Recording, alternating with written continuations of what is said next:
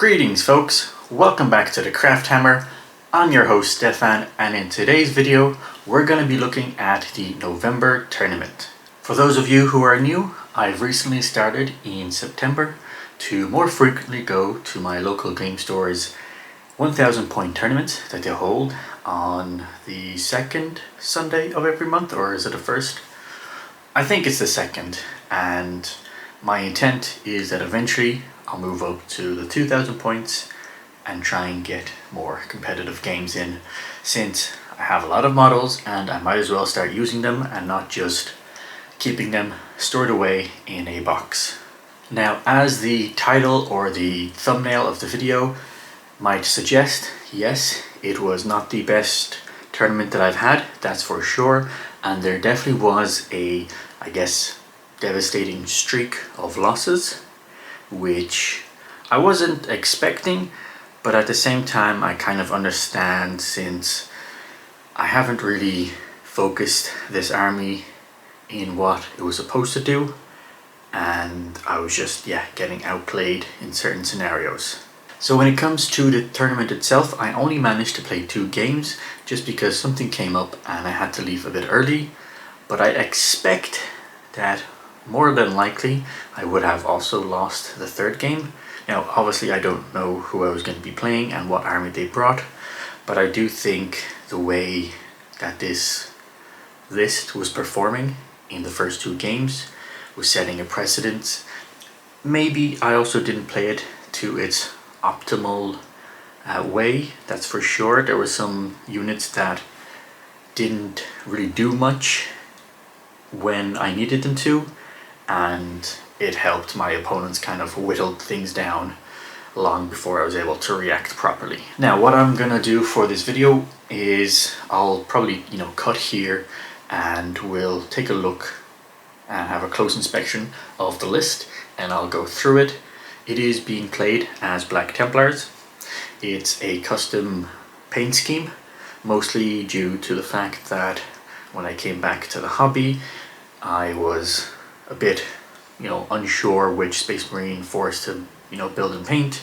I first started with some Imperial Fists, and then I wanted to add some Templars to it, but then I also had a lot of old Blood Angels models from when I was a teen, and I kind of wanted to combine everything. I still wanted to play some Sanguinary Guard and Death Company, but then also try out new Primaris stuff, and eventually it coalesced into a custom chapter, which is red for the main body, generally grey for the shoulder pads, with gold accents for the trim.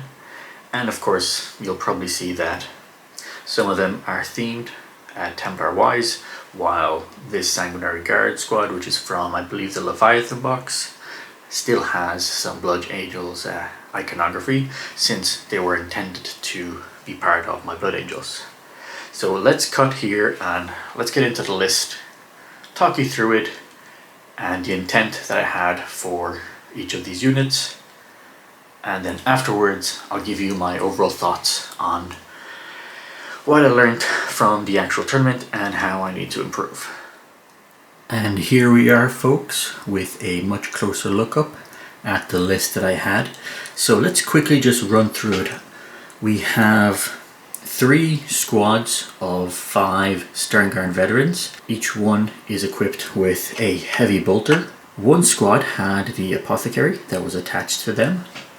And then going from left to right back here, we had, I believe this is the Predator Destructor, the one with the autocannon, and it had 2 las cannons and a Hunter Killer missile.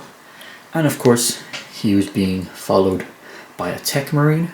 The captain in Terminator armor, he is the one from the Leviathan box, but in this list he has a Power Fist, and he is attached to a 5-man squad of Terminators, all with Power Fists.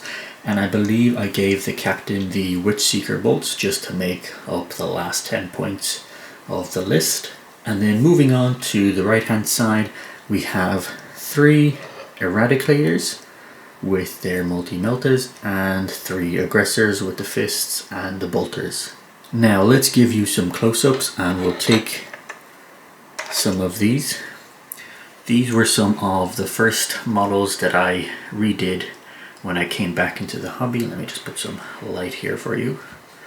And they are the old Mark III with some custom Templar themed shoulder pads and helmets. And yeah, I just wanted to make some pretty badass tactical marines. And when I first came back, I didn't realize that the Horus Heresy had gotten plastic kits. And then when I found out that they released the Mark IV and the Mark III, I was super ecstatic, because when I first got into the hobby as a kid, pretty much back then it was like what, Black Assault on Black Reach, and it was that codex where it tells you to get yourself a HQ and 2 troops choices, because that's your minimum. Make sure to always have that and you'll be set. So when I came back into the hobby as an adult, I was like, you know what, let me get myself 2 tactical squads and some random HQ, and that will be the very start of my army once again. And yeah, I was really happy that the Mark III was released, and I thought it'd be a perfect troops choice. Even though the Primaris were already out by the time I came back, I still wanted to get 2 squads of those, and I eventually got actually 4, but I'll show you in the showcase what I did with the last 2. Now when it comes to this side, we have the Sternguard from the Leviathan box, which have Blood Angel themed. If you see on this shoulder pad, we have a Blood Angels.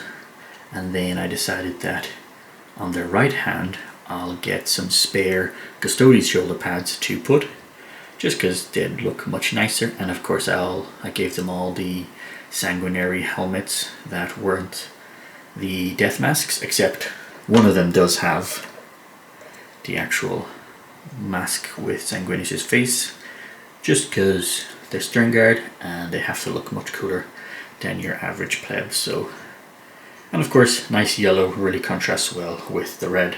And they were with a nice apothecary that is Blood Angels themed.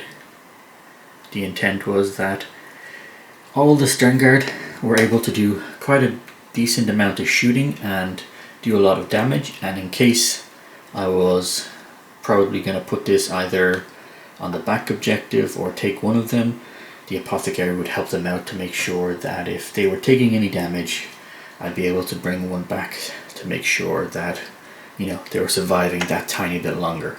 And then of course I really liked how I did this Templar themed captain in Terminator armor with the Crusader helmet and some pretty nice transfer sheets. I just had to play him. I wasn't like specifically thinking of what the best tactical situation it would be. I just really wanted to pretty much show off in reality, as I did some pretty good paint jobs, some pretty good transfers, and nice theming for these models that came in the Leviathan box. Gave them some Mark III helmets, nice again water transfers, and they just turned out so badass that I really wanted to make sure that I could include them in any list going forward. They still did, and you know, did pretty well, except they didn't have as much firepower as I wanted, so I had to rely on their fists, which of course destroyed everything that was in their way. But being a bit slower, they weren't able to, once they finished off whatever I charged, once they came in, they did have a much tougher time afterwards. Moving to the left, I wanted to have the old trusty Tech Marine with a vehicle. Now originally I had a Dreadnought and a Predator, so I would be able to kind of switch and heal in between whoever needed it the most. For those of you who are curious, this is the Iron Hands Forge Father, I believe. Although it is a tiny bit old, I did find that the Predator has always been a fairly reliable vehicle, a lot of reliable firepower. Now I like the autocannon itself more than las cannon all over, just because I find that Quite often, if you do miss with all of the las, just because there will be such a small amount of shots, you're then kind of screwed with not doing much damage. But when it comes to the autocannon plus the ballistic skill from the Tech Marine, I always get some sort of damage off, which always helps regardless of how much wounds are taken off. And then lastly, I think this is mostly due to the fact that I don't have the most varied roster when it comes to my Space Marines. I do like to collect a lot of elite choices like the Blade Guard and make a few different variants, which look nice, except it does hinder my ability to, as I said, have that variance. I then just had to make sure to fill in the rest of the force, and they're a bit magnetized, but I do have these Eradicators. I put them in there just because I thought they would add a nice bit of firepower, hopefully making things go squish when it comes to vehicles or elites. And then again, a bit more magnetized here. We do have these aggressors. Put in a few little water transfers there, which turned out nicely. These were intended to go up the main, like in no man's land in the middle where the objectives were, to make sure that they had enough wounds and kind of firepower to bog down whatever was trying to take it, so that everything else would then be able to shoot at it. And they were mostly just there as a doorstopper. It's not like I was expecting them to be able to hold the center objectives, perfectly. They did pretty well, considering that I made sure to hide them, and they would always go and get their foot on the middle objective, which helped. It's just that they didn't have enough firepower when it comes to the guns. I have to say the low shots, considering they have two of them, like one on each fist, is quite disappointing. Ironically enough, the grenades did a hell of a lot more damage just because I was able to roll fairly high and got a lot of shots off, which helped, while the actual bolters on their fists was quite disappointing. I wish they had 6 shots per model to actually reflect the fact that there's 2 bolters and not the whole thing where it's just twin linked. I do think it should be, in this scenario, 6 shots per model, and sure, you could have twin linked or even sustained hits instead. So that's kind of roughly the list. The intent was Stern Guard were able to do a lot of firepower shooting into the main board, like into the no man's land. Obliterators and aggressors were that slow moving force to help destroy any sort of vehicle or bog down whatever was going for the center. You've got the Predator, which was there to make sure that I brought the firepower, except he got absolutely destroyed in the second battle and no shots were laid off, which was very unfortunate. And then Terminators were really just there as that ominous threat that would appear in the back line and take off their objectives. Kind of the intent was hopefully in crucial moments they would lose out on points.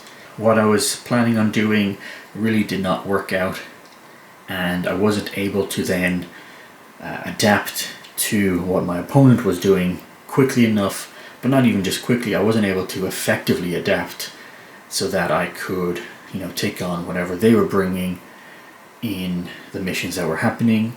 I guess this list was far too focused on hoping that it would fall exactly as intended, and it did not have the capabilities to adapt to the actual scenario that was happening. So make sure to let me know your thoughts on the actual list, and then let's move on to us talking about what we learned and also just the overall thoughts on why we kind of failed in this tournament, and looking forward to the next one to make sure that we improve from what we learned. So let's just quickly transition and see you in a bit.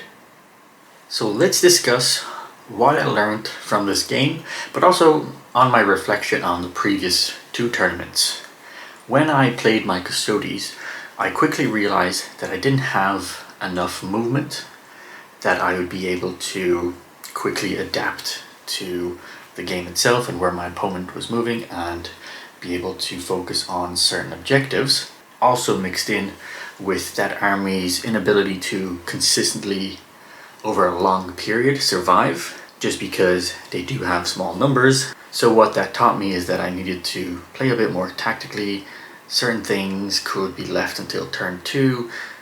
Don't pop out of the runes just yet. It might be better to stay out of line of sight, etc.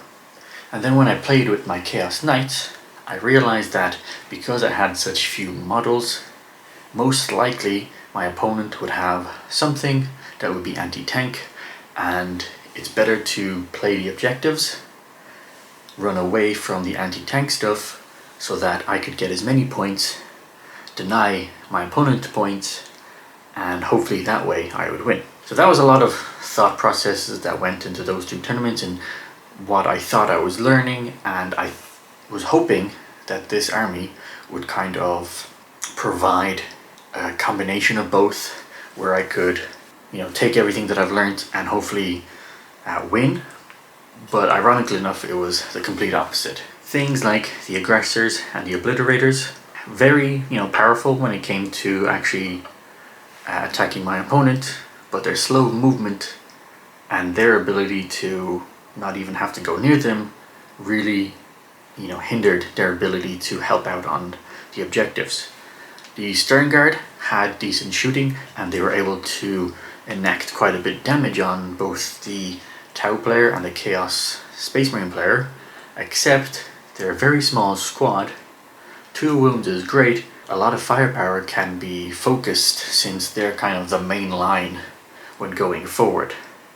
Terminators did well relatively and were able to affect home objectives and take away points. They don't have any sort of ability to last a long period of time, and since they're coming in from turn 2, everything else was already starting to get damaged, and more weapons from turn 3 on could start being focused on them, which of course did not help. Now the Predator, I think in this, it did well for the Tau game, and it was able to effectively take out things and provide quite a bit of firepower and to a certain degree affect where my opponent was going. But unfortunately it still only has 11 wounds. It's not like it has that great of an armor save, and especially when AP goes into it. And unfortunately the Tech Marine can only repair so much. A round of shooting can still pretty much take it out. Now I'm not entirely sure where exactly I will be going when it comes to the Templar force, but I do have another squad of Terminators that I want to paint up.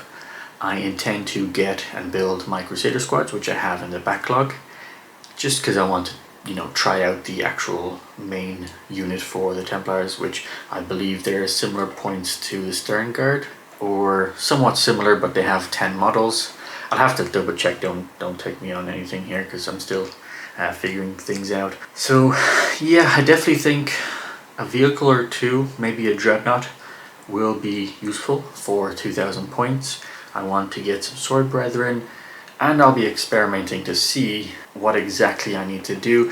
I suspect that my actual force was just not focused for what it needed to do in these objectives.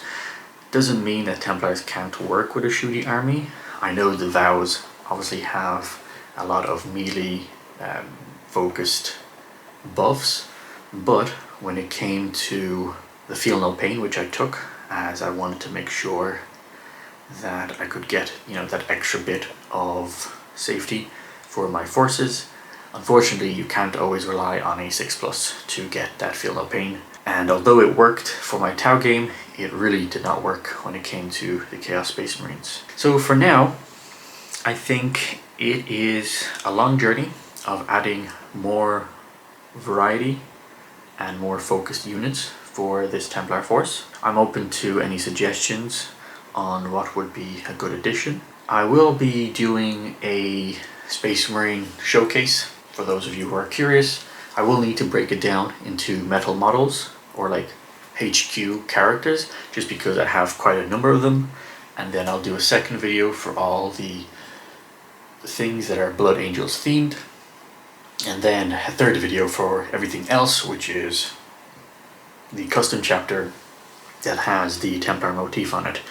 So stay tuned for that, and maybe you can help me out figure what else I need to add. I do have a number of, as I said, Crusader squads, some Sword Brethren, and I do have the Ballistus Dreadnought and a Redemptor Dreadnought. So I'm hoping that adding those will provide the firepower that I need, but also the survivability, which I seem to have been lacking when it comes to Marines. And ironically enough, the Chaos Knights, when I played them in the tournament, they were definitely taking damage much better, even though my opponents back then could focus a lot more firepower into smaller model count. I'm just not sure if I have the list building skill down when it comes to the Space Marines, just because there's so many different units that you can call upon, while when it comes to Knights, it's great, it has a limited amount, and it's so much easier to create a competitive list. Custodes, similar concept. You have your normal guard squad, Terminators, and bikes.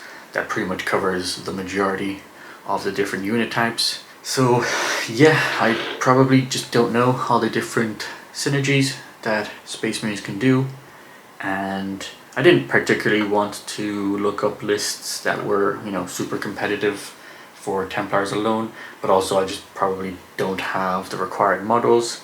But going forward, I would like to increase the unit variety. So drop your comments down below.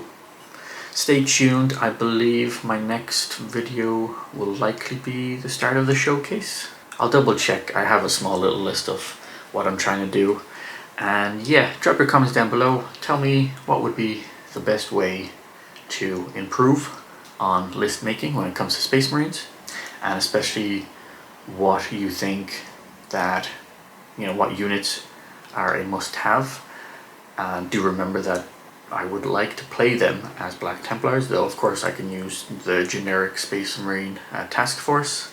December, I most likely will not be able to do the tournament then, just because, as you probably all have from your own experience, it's a very busy time and weekends are generally filled with a lot of tasks and a lot of chores. December, I'll be skipping the tournament and focusing on building and painting as much as possible, so that in January and in February I'll finally be able to bring at least 2,000 points for Templars, hopefully.